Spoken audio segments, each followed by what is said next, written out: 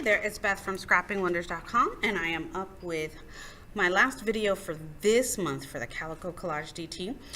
And this time I wanted to show you a different way that you could use one of the journal kits that Calico Collage has in her shop. This is the Travelin through kit, and I know you've seen it a few times already this month, but this time it's completely different. So what you see me doing here is I am collaging on different elements from the kit that I printed.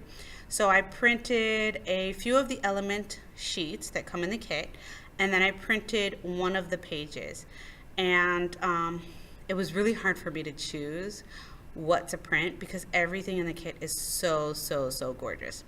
So I'm using matte medium by Liquitex, and this is the fluid one, which I find super easy to use for collaging. I really like it.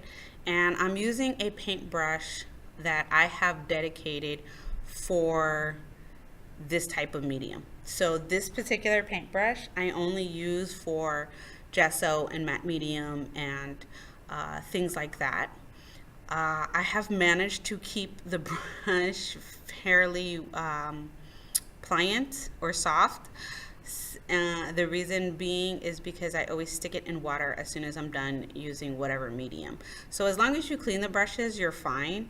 But I do have a designated brush for it so that I don't take the chance of messing up like one of my good brushes.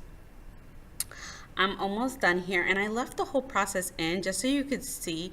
This literally took me, I know it's sped up, but this literally took me like 10 minutes to collage on. And technically I could have been done right here and then kept it moving, but there was a few other things that I wanted to do, which you're going to see in the video. That flower piece, that last piece that you just saw me put on, is absolutely one of my favorite pieces. And the art journal that I'm working in is in my Dylusions small journal. I have almost completed this journal. It has taken me, oh goodness, I've had it since the beginning of the year, and here we are in May. So it's taken me about 5 months, a little over 5 months to get this far into the book, and I still have quite a bit left in it. But I'm getting there. Progress has been made. I cannot wait until this journal is actually completed. This is the last piece of paper that I'm going to be collaging on, and then you're going to see the awesomeness that is the Pitt pens. I know you've heard me talk about it before, but I absolutely love my Faber-Castell Pitt pens. Before I do that, I use the Liquitex Heavy Body Bronze paint, and then I used glazing fluid. And what this does is it allows me to, the paint doesn't dry as quickly, so I'm able to apply the paint and then wipe it back. Now, because it's heavy body paint that I'm doing this with, instead of a fluid acrylic paint, I did have to use quite a bit of glazing medium to get it thin enough for me.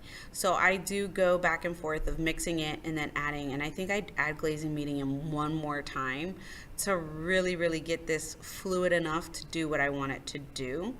But once I do, I'm super happy with the end result. So you're gonna see me, and I'm gonna brush this on, and then I'm gonna wipe it off. And I did 2 coats. And you're gonna be like, oh, it doesn't really look that different. But in the end, it does. It gives it more of a vintagey look, that it needed it. But it was just something that I wanted to do in order to make sure that the collaging pieces, the lines of them intersecting, stand out. So I do that, and then I call it done after 2 coats of glazing medium with the bronze, because you can see I have plenty of paint left over to do a second coat, and I do dry in between the coats. So that's the reason why I left this whole process in, so you could see the technique of adding several coats of glazing medium with a paint on and the end result that you get. So you can see there that it's already darker, and then after the second coat it looks even better, and I am so happy with the end result of the glazing medium and the bronze paint. I did cut out the video of the drying time because it does, for me, it took about, I would say, 3 minutes to get this paint to go ahead and dry enough so that enough of it stuck to the paper. And then I'm going to show you the awesomeness of the pit pens. So here I am using my baby wipe again, and I don't change it out and I don't really fold it over so that the paint really stays on.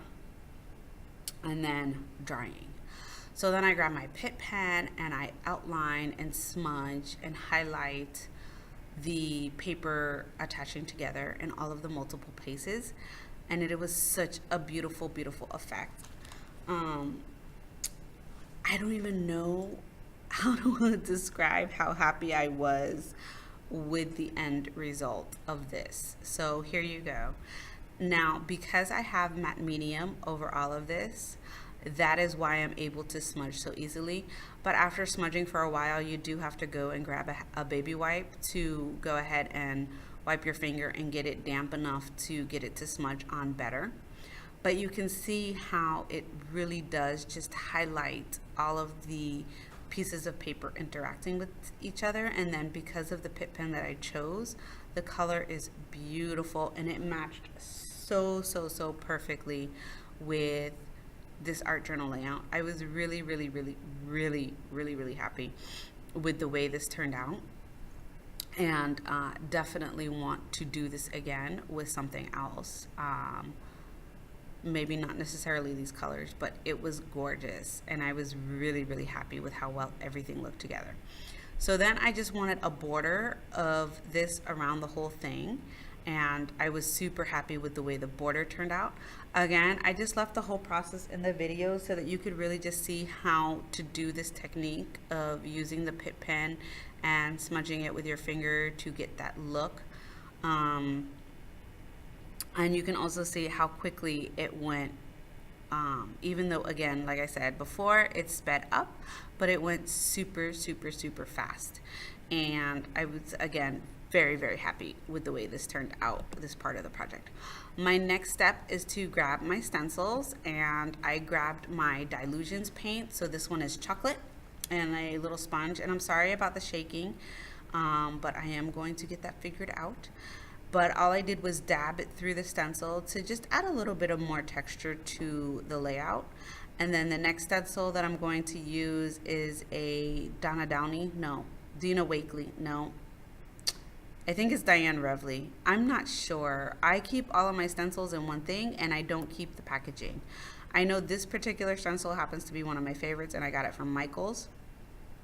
And then here's this stencil that I use, the Navy Dylusions paint, and I stencil in my lady. After I have stenciled in my lady and I dry her, I tried to do the technique where with acrylic paint with the heat gun, it'll sometimes bubble up, but that didn't work with this. But I went ahead and dried her, and then I used my Molotow paint marker in white to outline her because I really wanted her to stand out more. So you're gonna see here, that's where I'm telling you, I was really trying to get some more texture going with her with the paint bubbling up, but it didn't work. And then I'm outlining her with the white paint marker so that she stands out some more.